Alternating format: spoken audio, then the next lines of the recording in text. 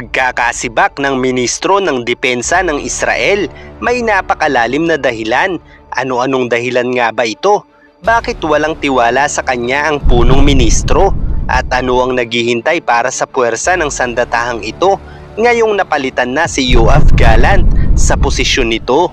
Iyan ang ating aalamin sa videong ito at tiyak ay magugulat ka sa mga malalaman mo. Dahil bagamat tila ang parehong opisyal ay may parehong magandang layunin para sa Israel, ang isa sa kanila ay tila hindi nauunawaan ng husto kung ano ang pinakamabuti para sa bansa nito na madalas ay atakihin ng Iran at mga proxies nito.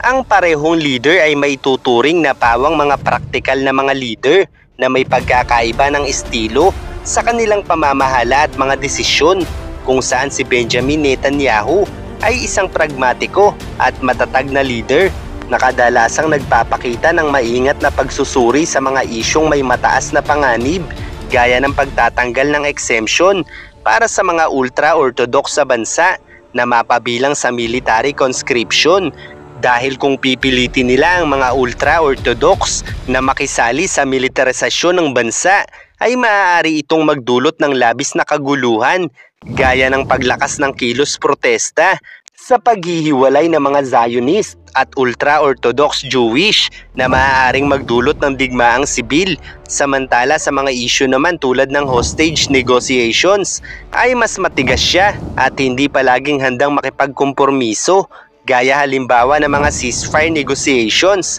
kung saan ang nais ng Hamas ay pakawalan lamang ang ilan sa mga bihag nito at hindi ang lahat ng mga ito, kung kaya't hindi pumapayag si Netanyahu sa negosasyong ito. Ang nais kasi ni Netanyahu ay pakawalan ng Hamas ang lahat ng bihag nito. Samantala si Yoav Gallant naman na isang militarista at pragmatiko na may malakas na focus sa mga reforma at estratehiya sa depensa, gaya ng pagkakaroon ng conscription reform kung saan ay nais niyang alisin ang exemption para sa mga ultra-orthodox sa bansa na mapabilang sa conscription. Bukod pa rito ay nagpapakita rin siya ng pagiging mas bukas sa pragmatikong approach sa mga isyong pangseguridad tulad ng hostage situations. Gaya na lamang ng naging pahayag nito na sinasabi niyang tapos na ang mga layunin nila sa Gaza at natatakot siya na ang Israel ay magpapatuloy sa presensya doon nang walang malinaw na dahilan.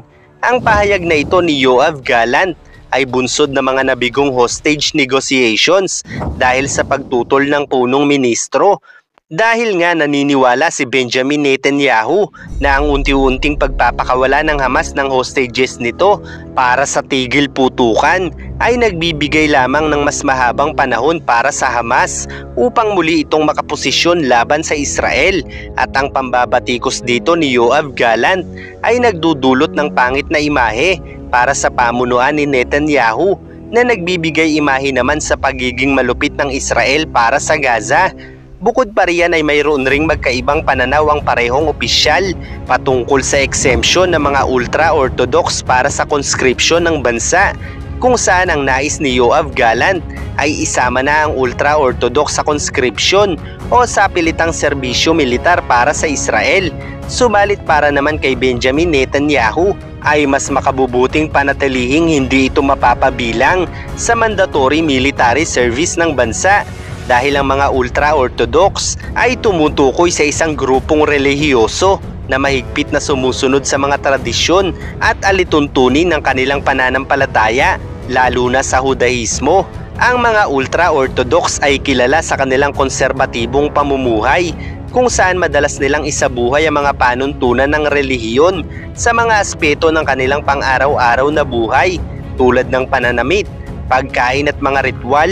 Karaniwan silang hindi tumatanggap ng mga modernong pagbabago sa kultura at teknolohiya at mas pinahahalagahan nila ang mga tradisyonal na paniniwala at gawi, at naniniwala ang mga ito na ang kanilang pangunahing tungkulin ay magtuon sa pag-aaral ng Torah at maglingkod sa Diyos sa pamamagitan ng relihiyosong ritual, hindi sa pamamagitan ng pakikilahok sa militar.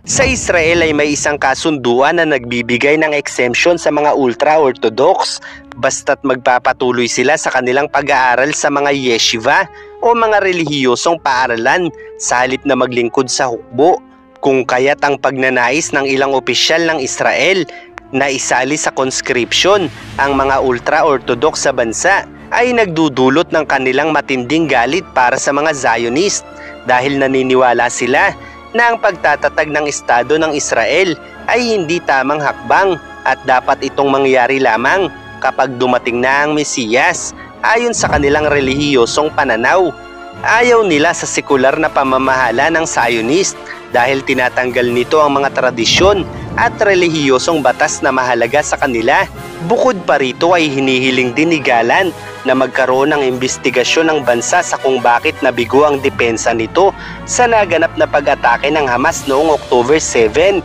kung saan ay hindi naman ito nagustuhan ni Netanyahu dahil para kay Netanyahu ay hindi gaanong mahalaga ang pag-iimbestiga kung pumalpak man ang kanilang depensa dahil ang mas mahalaga para kay Netanyahu ay patahimikin na ang Hamas dahil sa ginawa nila at ang pagsasapubliko ng imbestigasyon para sa di umano ay pumalpak nilang depensa ay nakapagdudulot lamang ng pagkabahala sa mga mamamayan nito. Gayong maaari namang magsagawa ng imbestigasyon at papanagutin ang mga nagkulang nang hindi na isinasa publiko. Kaya't kung magpapatuloy sa serbisyo ang tulad ni Yoav Gallant na nagsusulong na sapilitang isali ang mga ultra-orthodox sa mandatory military service ng bansa, ay tiyak na hindi titigil ang mga ito na kalabanin ang gobyerno ng Israel, kung kaya't malaki ang pangamba ni Netanyahu na sundin ang nais mangyari ni Gallant. Sa katunayan, ayon sa pahayag ni Yitzhak Yosef, isa sa mga punong rabi o guro ng relihiyong Judaismo sa Israel, na kung pipilitin ng mga ultra-orthodox na maglingkod sa militar ay lilisanin na lamang nila ang bansa. Isang pahayag na malinaw na naglalarawan na kailanman ay hindi papayag ang mga ultra-orthodox na gumawa ng isang bagay na labag sa kanilang katuruan, na nagbibigay naman ng napakasamang imahe para sa mga Zionist sa bansang ito. Ang Zionist ay isang tao o grupo na sumusuporta sa pagtatatag at pagpapaunlad ng isang estado para sa mga Hudyo sa lupaing tinatawag na Israel, at isinasagawa nila ito sa modernong pamamaraan gaya ng bawat bansang nagnanais ng kasarinlan. At bagamat kabilang ang mga ultra-orthodox sa mga layuning ito ng Zionism, ay nababahala ang mga ultra-orthodox na mas malaking kaguluhan lamang ang dulot nito, kung kaya't mas naniniwala sila na ang lupang pinangako ng Diyos ay makakamtan lamang nila sa pamamagitan ng muling pagdating ng Mesiyas. Ito ang mga dahilan kung bakit sa kabila ng pagiging parehong mga Hudyo ay nagkakaroon sila ng alitan na humahantong sa pagkakaroon ng masamang imahe ng mga Zionist na karaniwang namumuno sa pamahalaan ng Israel, na nagbibigay linaw naman sa kung bakit nagkakaroon ng hidwaan ng dalawang leader na ito, kahit pa ang kanilang layunin ay para lamang sa bansa nito, at kung sino man ang may pagkakamali o pagkukulang sa kanilang mga pamamaraan ay dedepende na lamang sa magkakaibang pananaw ng mga tao at magkakaibang katwiran ng mga ito. Lekandai shaim shumayim, may lekandai